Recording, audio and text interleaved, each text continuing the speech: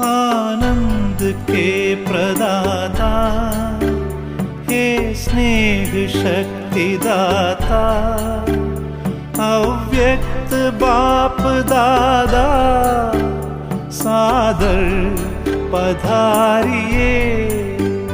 मंजुल मधुर निमंत्रण अंतःकरण से कण कण, प्रभु आपको बुलाता सादर पधारिए, सादर पधारिए।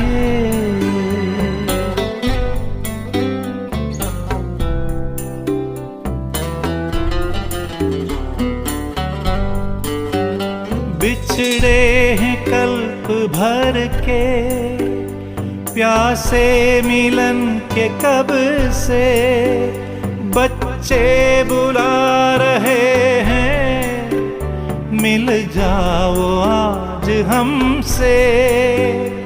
दृष्टि से सृष्टि रच दो, मुरली से रंग भर दो, वरदानों के हे दाता सादर पधारिए, सादर पधारिए।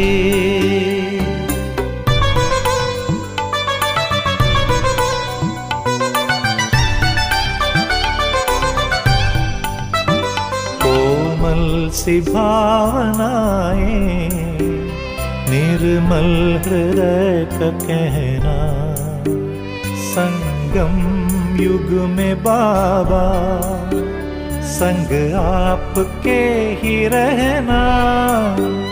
धरती भी नग़मे गाती, अंबर भी गुनगुनाता, संसार सारा गाता सादर पधारिए, सादर पधारिए।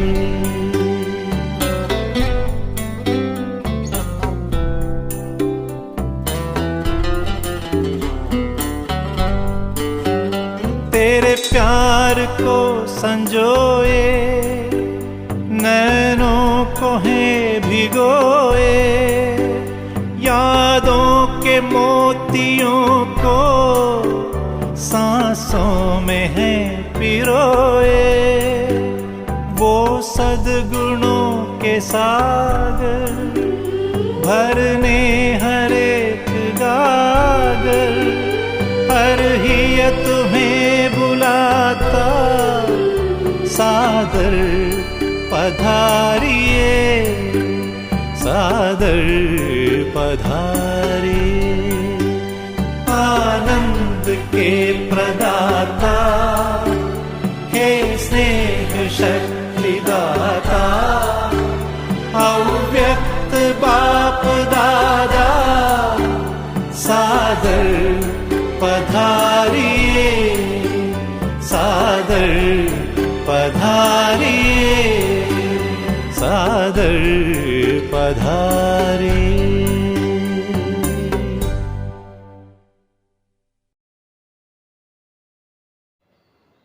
ओम शांति। 16 जुलाई 2023 अव्यक्त बाप दादा के मधुर महावाक्य। रिवाइज मुरली 7 मार्च 95। ब्राह्मण अर्थात धर्म सत्ता और स्वराज्य सत्ता की अधिकारी आत्मा।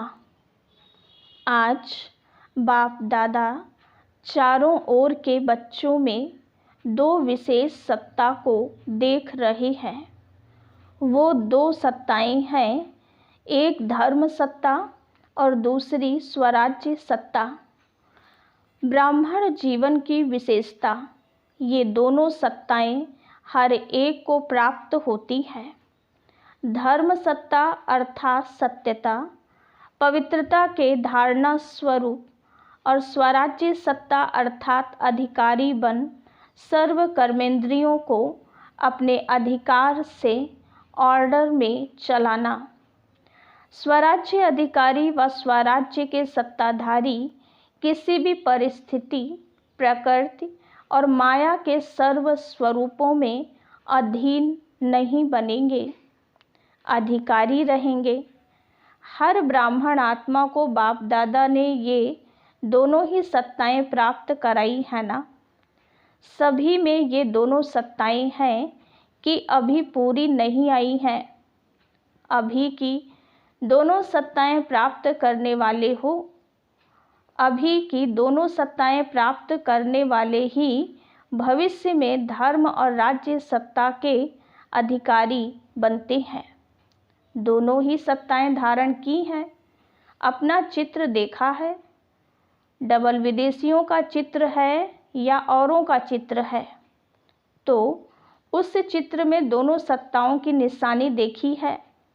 धर्म सत्ता की निशानी है लाइट का ताज और राज्य सत्ता की निशानी है रत्न जड़ित ताज। तो ऐसा अपना चित्र देखा है। तो दोनों सत्ता धारण इस समय करते हो, जो आधा कल्प दोनों ही सत्ताएं आप सबके एक के हाथ में है। द्वापर से देखो तो धर्म सत्ता अलग हो गई और राज्य सत्ता अलग हो गई, इसीलिए धर्म पिताओं को आना पड़ा।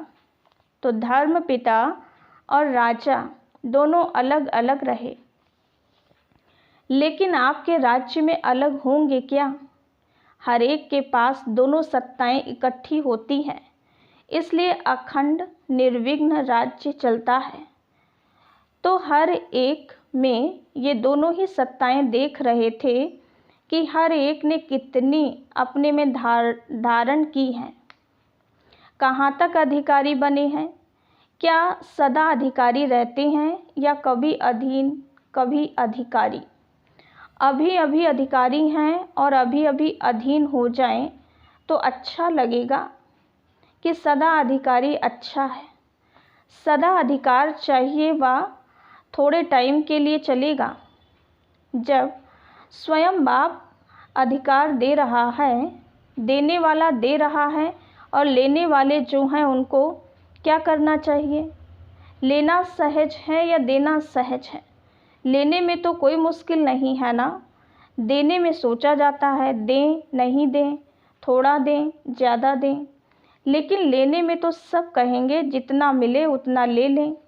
तो लेने में नंबर 1 हो या नंबर 2 हो, इसमें तो नंबर 2 कोई नहीं बनता। और जब देना पड़ता है तो देने में नंबर 1 हो कि सोचना पड़ता है, हिम्मत रखनी पड़ती है। वास्तव में देखो कि देते क्या हो। ब्राह्मण जीवन में देना है या लेना है। अगर देने वाली चीज़ से लेने वाली चीज़ श्रेष्ठ है तो लेना हुआ या देना हुआ, देना पड़ेगा, देना है, ये सोचते हो तो भारी होते हो।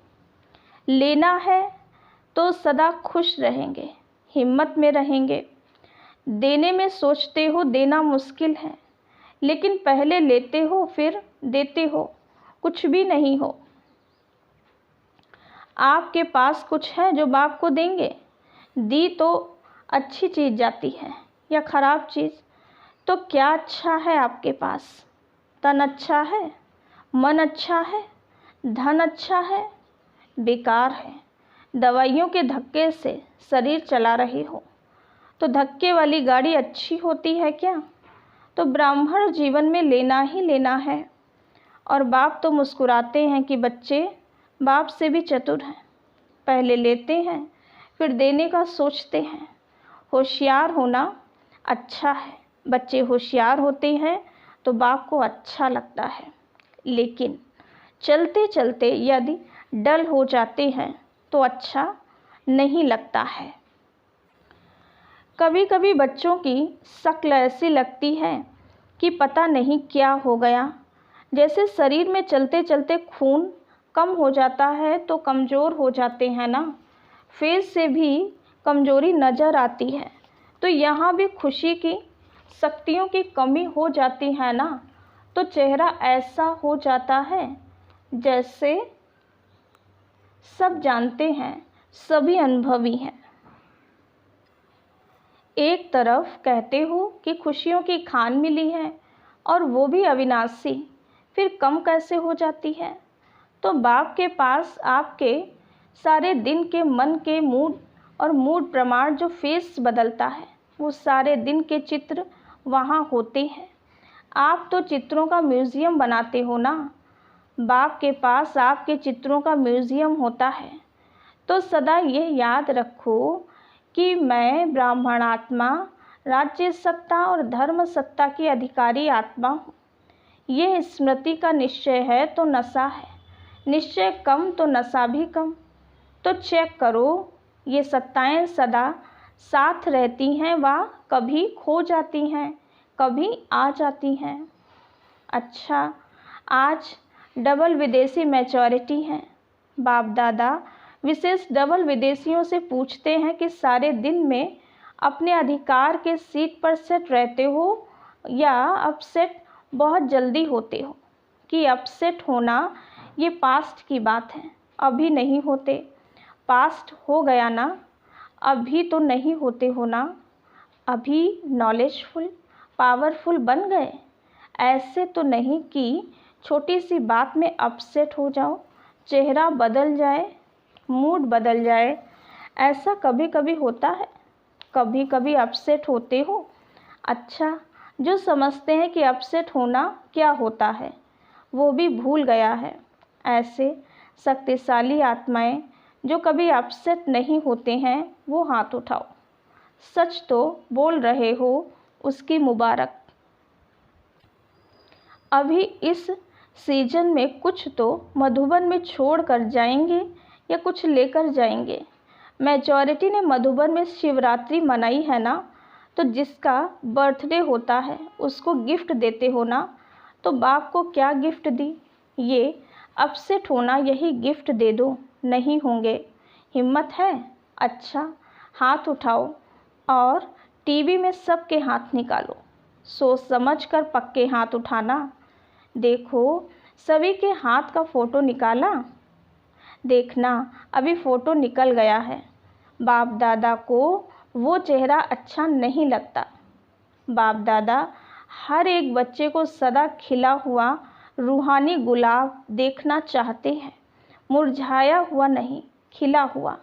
जिससे प्यार होता है ना, तो उसको जो अच्छा लगता है वही किया जाता है।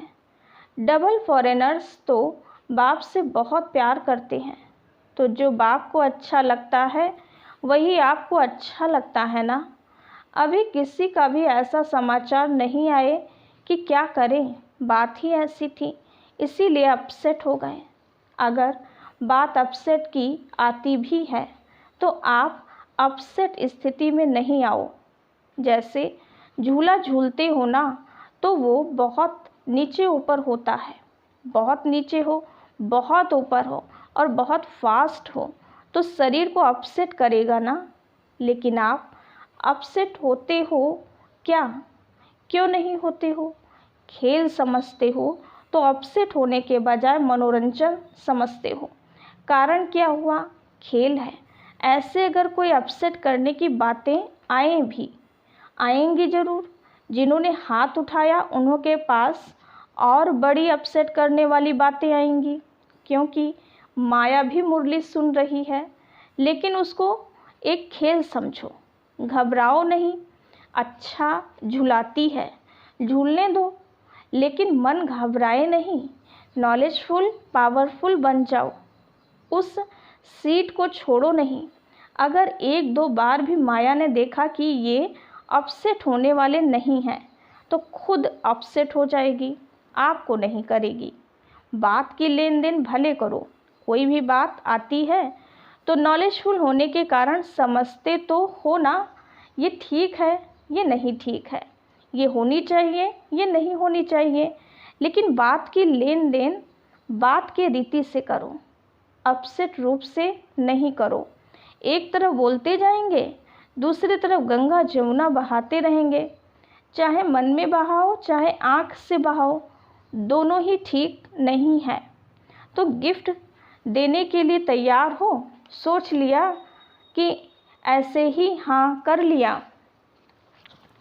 बाप दादा बहुत सहज शब्दों में युक्ति बता रहे हैं कि जब भी कोई परिस्थिति या प्रकृति हलचल के रूप में आए तो दो शब्द याद रखो, विधि है या नॉट माना नहीं करो, या डॉट माना बिंदु लगाओ।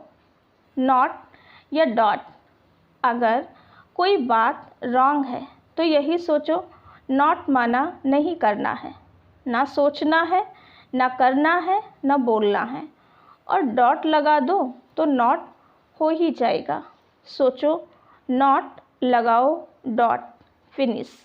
डॉट लगाने में कितना टाइम लगता है? सेकंड से भी कम। लेकिन होता क्या है, समझते हो कि ये नहीं करना है, ठीक नहीं है, लेकिन डॉट लगाना नहीं आता है। नॉलेजफुल तो बन गए, लेकिन सिर्फ नॉलेजफुल नहीं चाहिए, नॉलेज के साथ पावरफुल भी चाहिए। तो पावरफुल स्थिति की कमजोरी है, इसीलिए डॉट नहीं लगा सकते हो। और जिसे डॉट लगाना आएगा वो बाप को कभी नहीं भूलेगा। बाप भी डॉट माना बिंदी है, आप भी तो डॉट हो, तो सभी याद आ जाएगा। फुल स्टॉप, क्वेश्चन मार्क, आश्चर्य की मात्रा या कॉमा, ये नहीं दो। Full stop.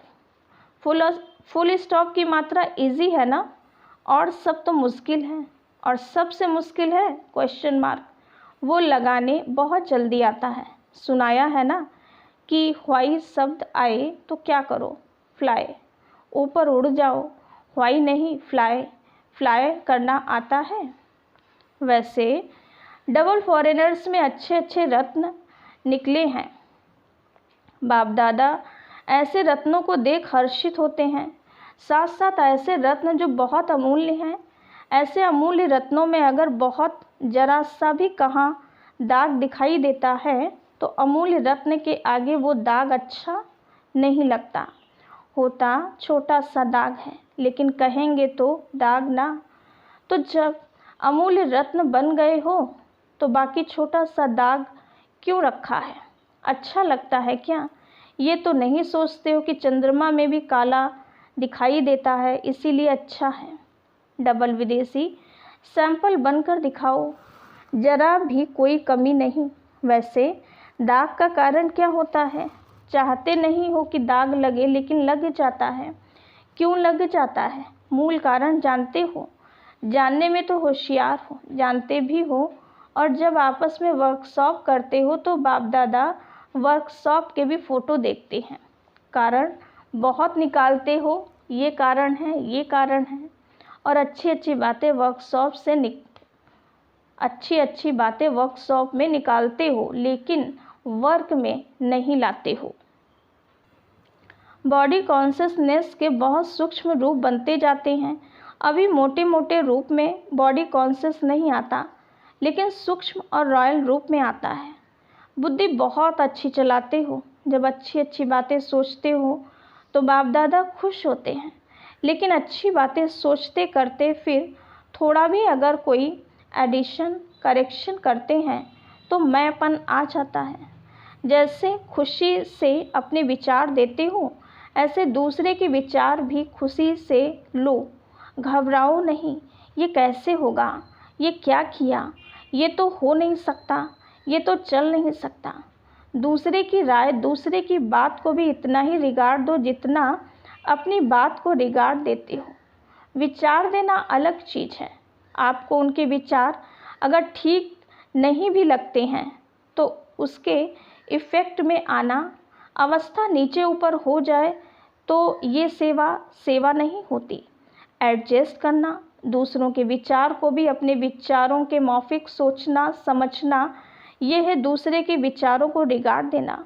जैसे समझते हो ना कि मैंने ये सोचा या विचार निकाला, विचार किया, काम किया, तो मेरे विचारों को महत्व होना चाहिए। दूसरों को रिगार्ड देना चाहिए। ऐसे दूसरे का विचार भी अपने विचारों से मिलाना, वो मिलाना नहीं आता है। दूसरे के विचार को दूसरों के विचार समझते हो, क्योंकि अभी आप डबल विदेशी भी सेवा के क्षेत्र में प्लान बनाने में अच्छी प्रोग्रेस कर रहे हो और आगे भी होनी है। लेकिन एडजस्टमेंट की विशेषता को यूज करो। अगर कोई भी बच्चा आगे बढ़ता है तो बाप दादा को खुशी होती है।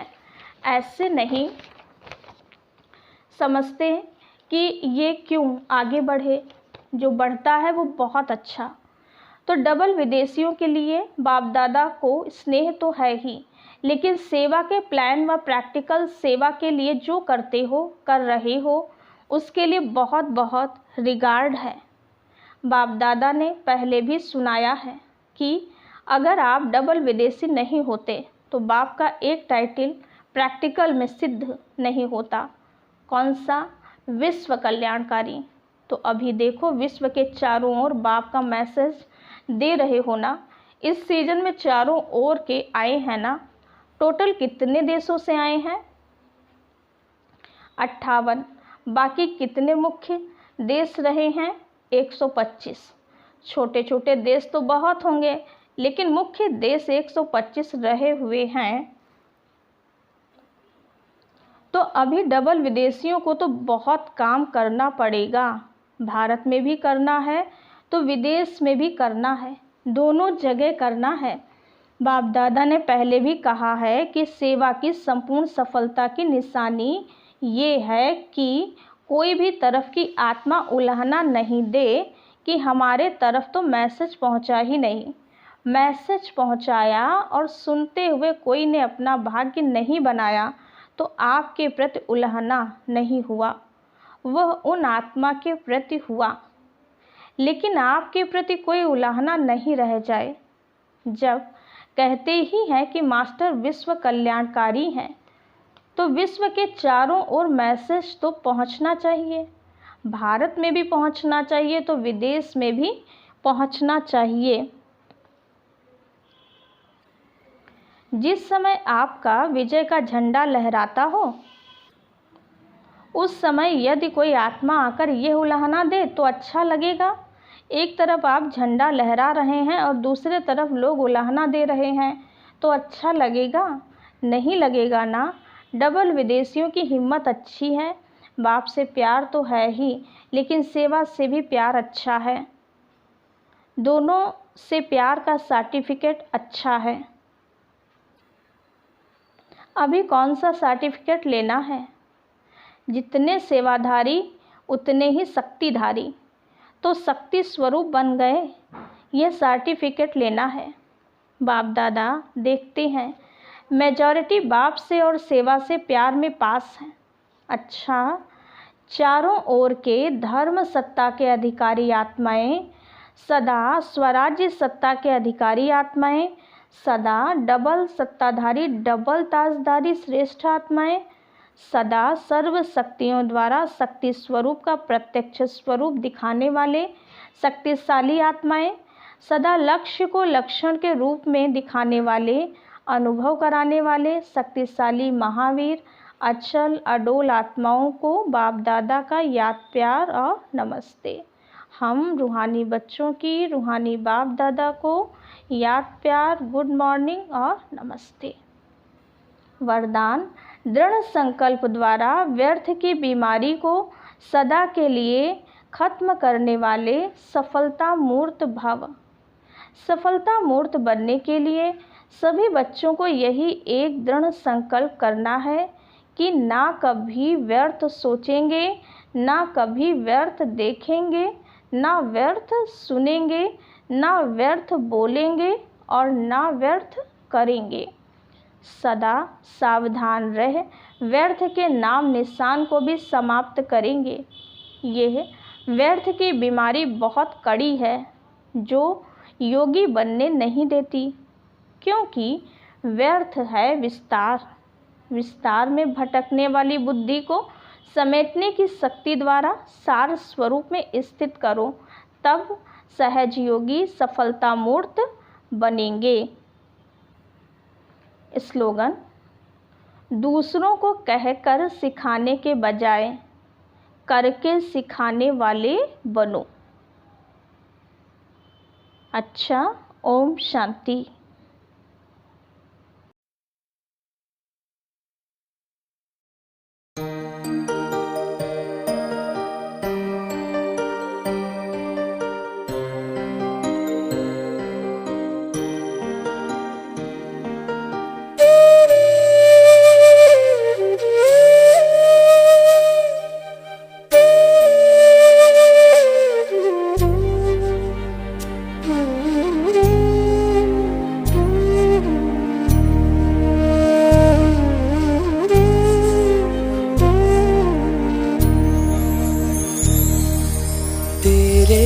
रूहानी नैन ओ बाबा तेरे रूहानी नैन दिल को सुकून देते हैं, दिल को सुकून देते हैं तेरे रूहानी नैन ओ बाबा तेरे रूहानी नैन। जब भी देखूं इन नैनों में, जब भी देखूं इन नैनों में, बात नहीं कह देते हैं तेरे रूहानी नैन ओ बाबा तेरे रूहानी नैन।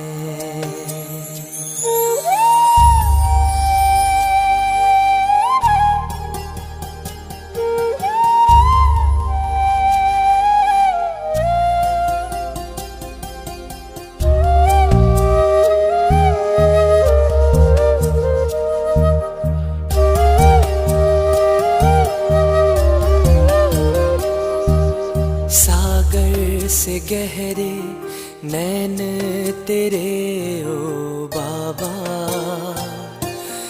जो भी देखे इनमें वही खो जाता। सागर से गहरे नैन तेरे ओ बाबा, जो भी देखे इनमें वही खो जाता। अनमोल खजाने पाता इस सागर में जो डूब जाते, इस सागर में जो डूब जाते, पार वही हो जाते नैन तेरे रूहानी नैन ओ बाबा तेरे रूहानी नैन, तेरे रूहानी नैन ओ बाबा तेरे रूहानी नैन।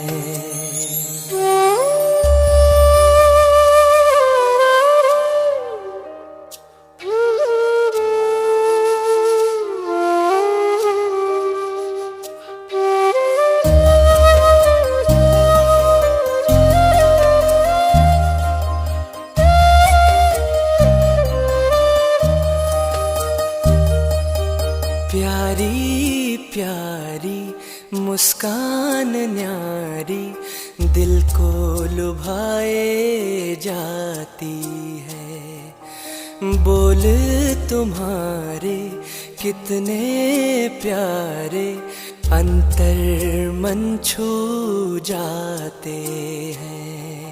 जब तक न देखूं सूरत तिहारी, जब तक न देखूं सूरत तिहारी, आता नहीं इस दिल को चैन तेरे रूहानी नैन ओ बाबा तेरे रूहानी नैन।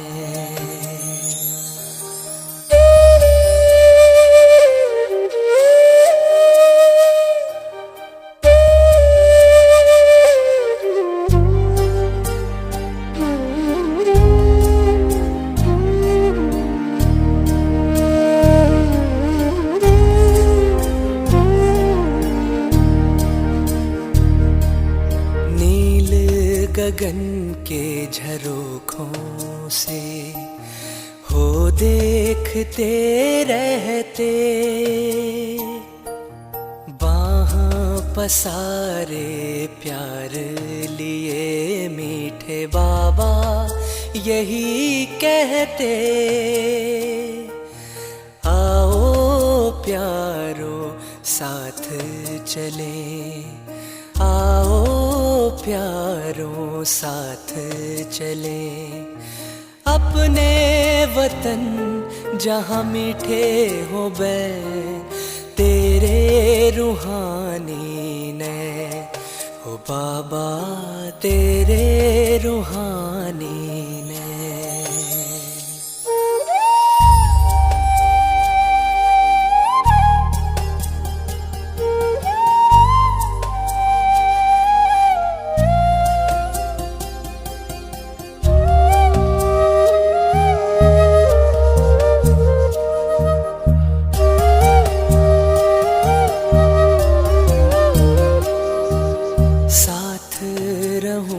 तेरे पास रहूं मैं, तुझसे ही बैठूं खाऊं, दूर कभी ना हो तू नजर से, तेरे ही रंग रंग जाऊं, ना दूर होंगे अब ना कभी ना दूर होंगे अब ना कभी ना, बाबा मेरे तेरे नैनों से नैन तेरे रूहानी ने, ओ बाबा तेरे रूहानी ने,